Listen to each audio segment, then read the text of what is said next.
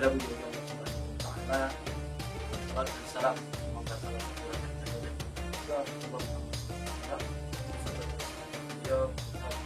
salam itu besar ini. Dan mudah-mudahan maka semoga Allah Subhanahu wa taala memuliakan Ahlul Bait beliau insyaallah sampai mati.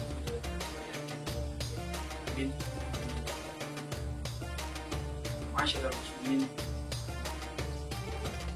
dalam suatu diceritakan ada seorang sahabat Rasulullah Muhammad SAW, Sya'ban radhiyallahu anhu. Jadi cerita sahabat Rasulullah Muhammad SAW, Sya'ban radhiyallahu anhu ini selalu datang ke masjid paling awal, duduk paling ujung dengan niat dia tikam dan tidak mengganggu jemaah. Yang paling awal duduk ini Sya'ban radhiyallahu anhu. Suatu hari di waktu subuh, Rasulullah biasa datang, dia lihat sekeliling di tempat seperti biasa, sahabatnya itu tidak ada, dan dia tidak ada. Lalu Rasulullah SAW bertanya, ada yang melihat Sya'ban? Tidak ada yang menjawab. Ada yang melihat Sya'ban? Tidak ada yang menjawab. Mungkin itu Rasulullah SAW. Mungkin ini bagaimana?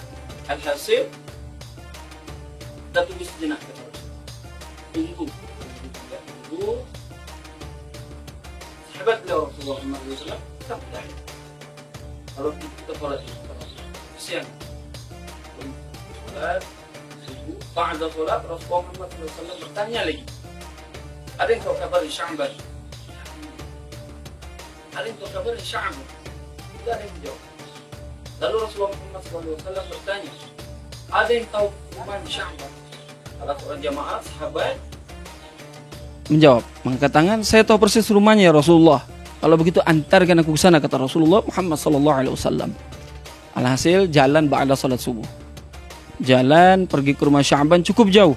Diperkirakan perjalanan itu 3 jam perjalanan. Jalan ba'da salat subuh sampainya masuk waktu duha. Kurang lebih 3 jam perjalanan. Masya Allah, 3 jam perjalanan, selalu datang paling awal ke masjid. Ini sahabat Rasulullah Muhammad SAW. Begitu sampai, ini persis rumahnya Rasulullah. Rasulullah lalu mengetuk pintu rumah. Assalamualaikum warahmatullahi wabarakatuh. Ada sautan dari dalam, Waalaikumsalam warahmatullahi wabarakatuh. Seorang perempuan keluar, dia terkejut. Rasulullah Muhammad SAW. Dia bilang, apa benar ini rumahnya Sya'ban? Kata Rasulullah, benar ya Rasulullah, saya istrinya, kata ini perempuan. Alhasil Sya'bannya ada. Menangis istrinya. Sya'ban telah meninggal ya Rasulullah. Sedih, inna lillahi wa inna ilaihi raji'un. Sedih Rasulullah.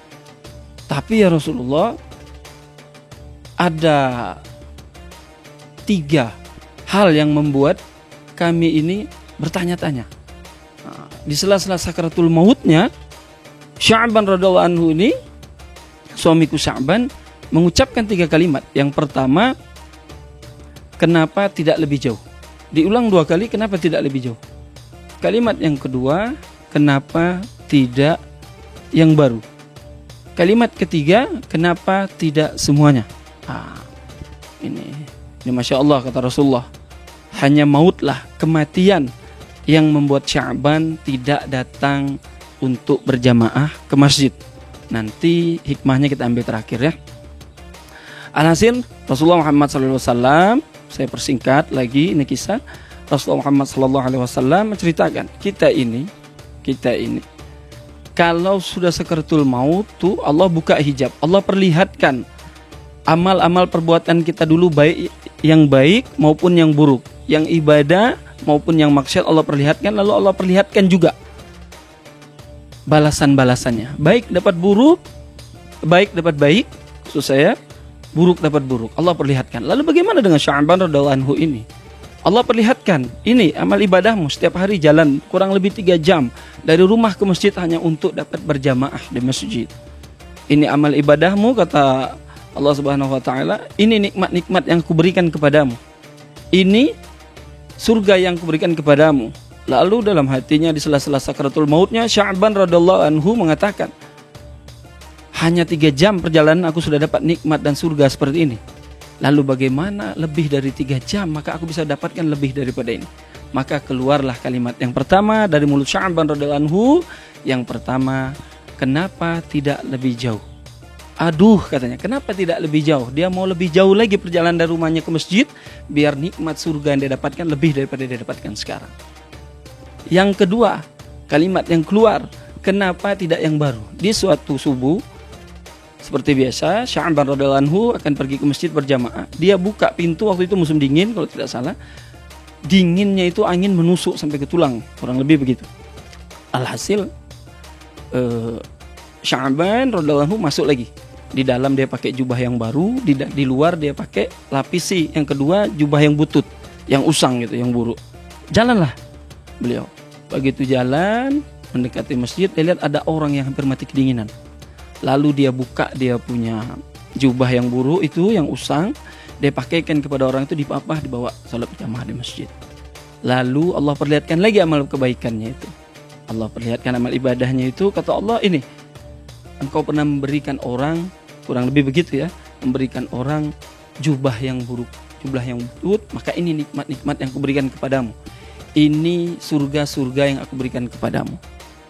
Lalu dalam hatinya di sela-sela sakaratul mautnya, Sya'ban radhiyallahu anhu bergumam lagi dalam hati, andaikan waktu itu aku berikan yang baru, maka nikmat atau surga yang kudapatkan lebih daripada ini. Maka keluarlah kalimat yang ketiga, kenapa tidak yang baru? Kenapa tidak yang baru? Adapun kalimat yang ketiga, kenapa tidak semuanya? Suatu hari Sya'ban duduk, dia makan roti, minum susu 1 gelas. Datang pengemis, singkat cerita, pengemis ini datang meminta karena belum makan. Lalu jamaah sekalian, Sya'ban radhiyallahu anhu mematah rotinya menjadi 2 bagian, membagi susunya menjadi 2 bagian. Setengah roti, setengah susu untuk si pengemis, setengah untuk dia makan. Dicelupkan di air susu, dimakan roti. Nah, kata Allah, ini amal ibadahmu, ini perbuatan baikmu, kata Allah di sela-sela sakaratul maut Sya'ban radhiyallahu anhu. Maka ini nikmat-nikmat yang aku berikan kepadamu. Ini surga yang aku berikan kepadamu.